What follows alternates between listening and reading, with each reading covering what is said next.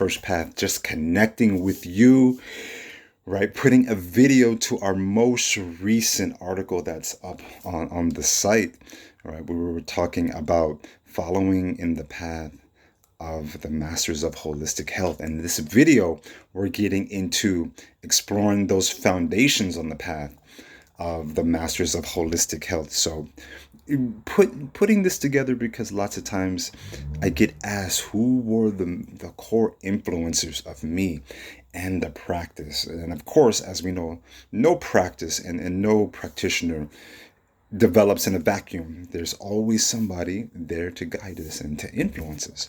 So I wanted to take a moment to talk about who were the influencers and guides here related to this practice. So the first one, first and foremost, Hakim Abu Ali Alhussein, Abdullah ibn Sina, otherwise known here in the West as Ibn Sina or Avicenna, widely regarded as one of the prince of medicine in our time, widely known for his work on Kitab al-Shifa, right, the Book of Healing, and Al-Qanun al-Tib, or the Canon of Medicine. And as you know, the Canon of Medicine, widely used for about 10 centuries, right? Almost 1,000 years, right? 10 centuries. So definitely one of the most core influencers of this practice, especially how he put his own unique spin and understanding on related to, right, balancing the four humors and al-tib, which is something that we've talked about here a couple of times, right, and bringing that balance, heat, cold, air, wind, space, all of these different things. Very important, because we have these movements in the body. So definitely Ibn Sina, probably one of the first core influencers of this great Persian doctor, and also a polymath and a mathematician, mystic, great thinker. So sending a shout out to Ibn Sina. And then the next influential doctor related to this practice, Dr. Herbert Shelton, widely regarded as responsible for kind of codifying and solidifying the natural hygiene movement here in the United States, right? Bringing these concepts of eating lots of vegetables, raw foodism, plant-based veganism, sunlight, movement, rest, detoxification. All of these things are a core part of the naturopathic path, and especially this particular practice.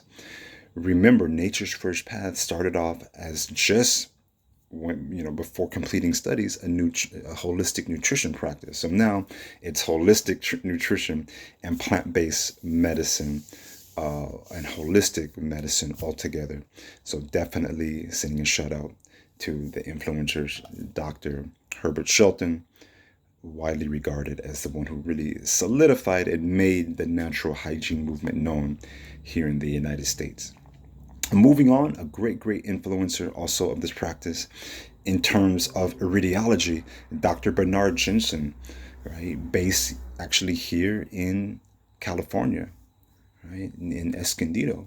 Dr. Jensen, although iridiology is old, well-established older practice, brought it malleable and understandable here to Westerners, and wrote several books on iridiology, making it easy for us to understand, and brought out that the reflexology of the eye, right? Showing how to go in and to analyze, because iridiology is not a diagnosis, but going deeper on the imbalances and the patterns. And he himself has many students in an institution right now who are carrying on his legacy. And as we know, iridiology is a part of this Nature's First Path practice. So shout out Dr. Bernard Jensen. And then lastly, and there are many probably to come after that, but the main influencers that I would like to also shout out to is the African holistic medical system.